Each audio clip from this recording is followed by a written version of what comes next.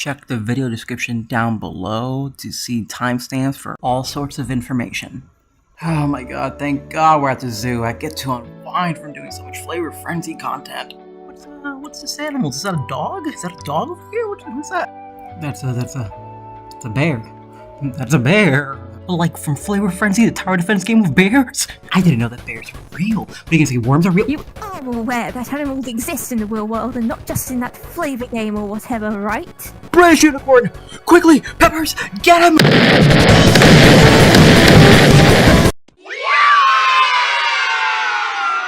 So today we're going to be covering abilities of different type of enemies in Flavor Frenzy.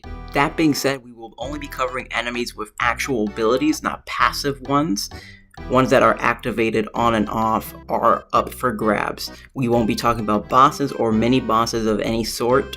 However, event map specific enemies will be included in this list. This is going to be a bit of a longer video because I'm going to be going through animals alphabetically, since Flavor Frenzy's enemies follow an archetype of animal giving an ability. Very briefly, there is two discrepancies that species don't necessarily have abilities, being Gumdrop Ladybug and Gumdrop Fish. Though red velvet variants of animals with abilities do exist, they will be in the description for their respected animal type. Another thing to note, velvet creatures tend to have more health than their actual normal counterparts, and though their HP isn't going to be listed in their species section, just note that velvet variants do have more HP. This will also be in alphabetical order because I respect myself and I respect you guys, okay? First off, Anglerfish. Their entire ability revolves around taunting and drawing the aggro of enemies towards them, meaning that bears target them instead of other enemies on the field. Aphid split into two upon death, which have the same amount of HP. Since all aphids have the same amount of HP, you could effectively multiply them by 3 to figure out how much HP they have. Beetles will dash and pause before dashing again to try to get to your base. They also have defense and stun resistance, meaning that jam cannot stun them. Camels just have defense, and that's about it. Crabs also have defense, but they also have stun resistance. They're relatively tanky. So cranes just run really fast for 2.5 seconds and run past all your defenses. Dogs are the goodest boys ever! And they also fucking explode, making any bears in their area nearby them get a debuff because of the guilt of killing a good boy. Dragons not only have defense, but they could also stun bears in front of them for a short amount of time. Frogs also dash past defenses upon spawning in.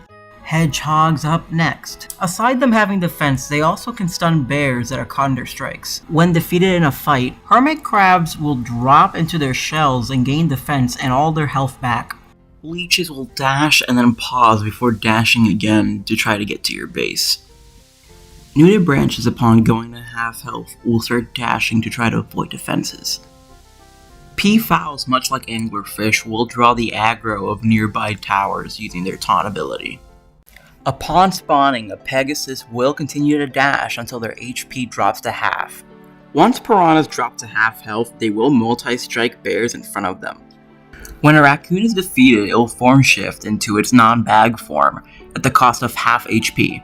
Roaches are just like leeches, in which they'll sprint and pause before sprinting again. Once a silverfish drops to half health, they will do an AoE stun attack on all nearby bears caught in their range. Skunks upon death will stun nearby bears with their AoE attack.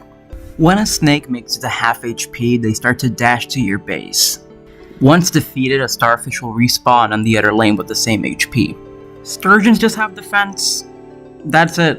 When a toucan drops to half health, they will strike and stun a bear within range. Once a unicorn drops to half health, they'll heal themselves out back to full. Urchins just have defense, and they're aquatic, so yeah. And aside having defense, the whale shoots out 3 strikes that give bears a cooldown debuff. So yeah, that's all the enemies with abilities. You know, next week we have a very special guest. You guys might know them as top of the leaderboard, best person on the leaderboard. That's right. Everybody give a round of applause to Frooby! I never played this game in my life.